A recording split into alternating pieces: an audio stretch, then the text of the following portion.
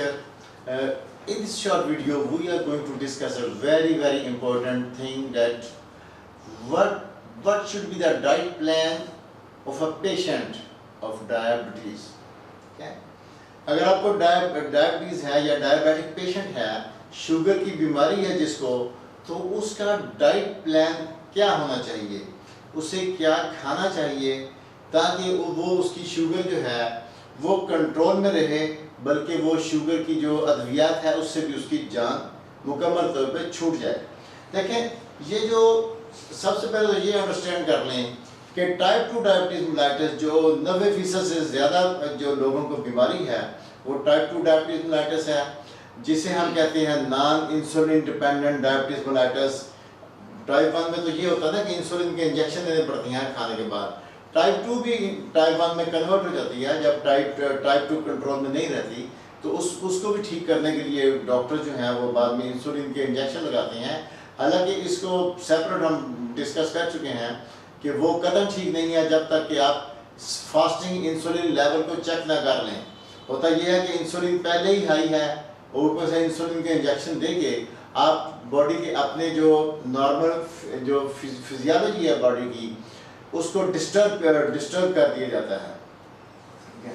अब इसमें यह है कि डाइट प्लान कैसा होना चाहिए। हम जानते हैं कि 3 मेजर सोर्स ऑफ एनर्जी है, 3 मेजर फूड्स हैं, वो है कार्बोहाइड्रेट्स, प्रोटीन्स और फैट्स। कोई भी चीज़ खाएंगे, कोई भी चीज़ आप किसी किस्म का भी खाना ले लें तो या उसमें कार्बोहाइड्रेट मौजूद होगा, या उसमें प्रोटीन्स मौजूद होंगी, या उसमें फैट मौजूद होगा। इसमें हम ये है कि अगर कोई शुगर का मरीज़ है, पुरानी उसको शुगर है और वो जो मेडिसिन भी ले रहा है, 2 से 3 मेडिसिन भी ले रहा है और इंसुलिन के इंजेक्शन भी लग रहे हैं, तो हम कहेंगे कि एक तो खाने का ये है कि जो डाइट प्लान पहले हम खुद बताते रहे हैं अपने पेशेंट को कि आप अगर शुगर का मरीज़ है तो दिन में 5 से 6 दफ़ा खाना खाए। ये कतल बिल्कुल जो है अब नई साइंस जो फंक्शनल मेडिसिन है नई, इसको मुकम्मल तौर पे रद्द करती है, डिनाई करती है।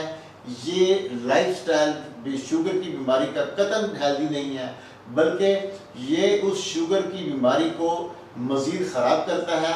और देखा गया है कि उससे कॉम्प्लिकेशन जो है ये शुगर की बीमारी की वजह से जो कॉम्प्लिकेशंस हो जाती हैं ख़तरनाक किस्म की, जिसमें ब्लाइंडनेस से लेके रीनल फेलियर, गुर्दों का काम छोड़ देना, या पाँव के ऊपर ज़ख़म आना, जिससे पाँव के अंगूठा या पूरा पाँव या पूरी टांग काटनी पड़ती है, ये नर्व जो डैमेज हो जाती हैं, ये सारी की सारी कॉम्प्लिकेशन जो शुगर से होती हैं, ये उन बंदों में ज़्यादा होती है जब जिनकी शुगर कंट्रोल नहीं रहती है, जिनको बार खाने के आदी होते हैं।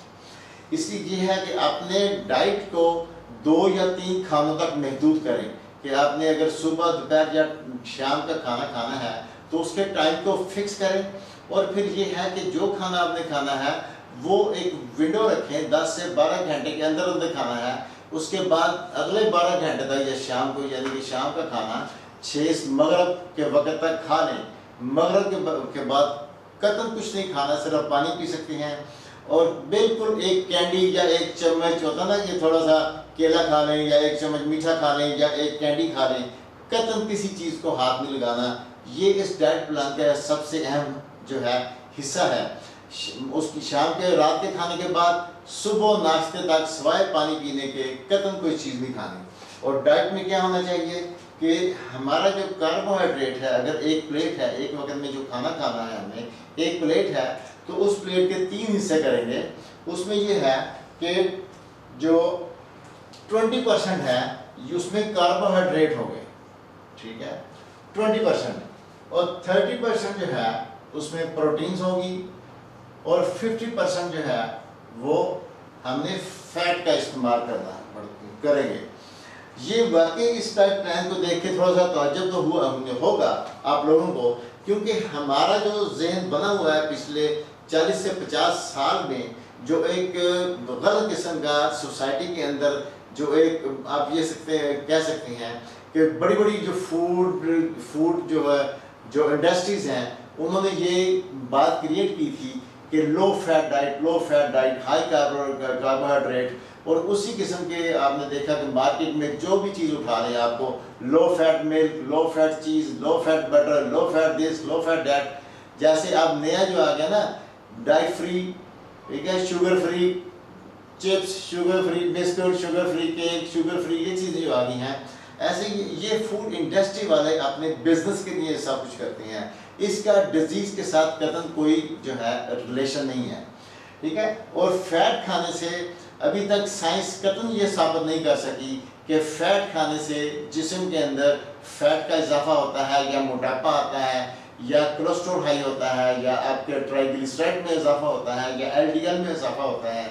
इसको हम सेपरेट डिस्कस करेंगे, ठीक है, कि फैट जो है वो कैसे, फैट की बॉडी के अंदर मेटाबॉलिज्म कैसे होता है, क्या होता है सारा कुछ, ठीक है। लेकिन ये ध्यान में रखें कि कार्बोहाइड्रेट 20% और इस 20% के अंदर आपने सिर्फ और सिर्फ कोशिश करें कि जो कुदरत ने जो चीज़ें जिस अंदाज में पैदा की हैं अल्लाह ताला ने, फ्रूट्स एंड वेजिटेबल्स, उसका हम इस्तेमाल करेंगे 20% के अंदर। और प्रोटीन जो है ये 30% होगी।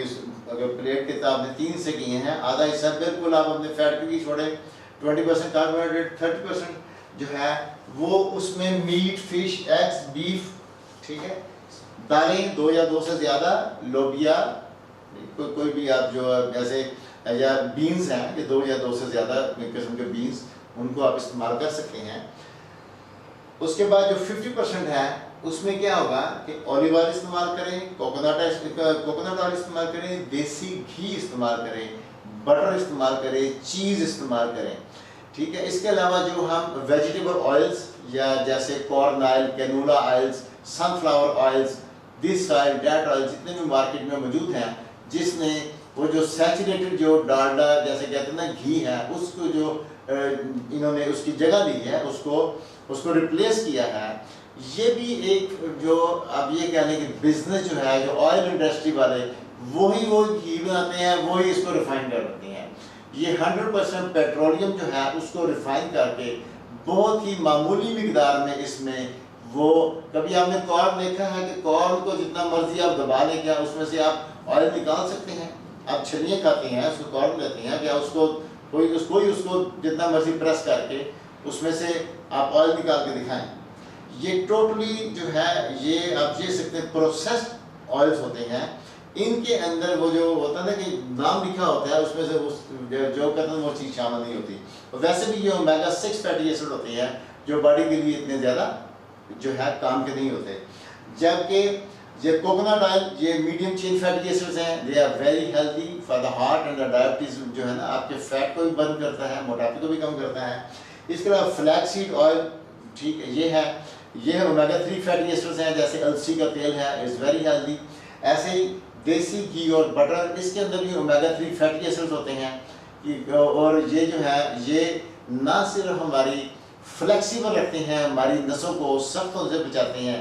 इस वजह से ये घी और मक्खन खाने वाले लोग हैं उनमें ब्लड प्रेशर और शुगर की बीमारी कम होती है बनिस्बत उनके जो कार्बोहाइड्रेट, जो कम फैट, जो लो फैट डाइट पे होते हैं, उनमें ये प्रॉब्लम ज़्यादा होती है। और उन्हीं में ज़्यादा इन्फ्लेमेशन, ज़्यादा जोड़ों की तकलीफ़ें, ज़्यादा जो है मोटापा भी उन्हीं में लोगों में होता है जो लो फैट डाइट पे चलते हैं।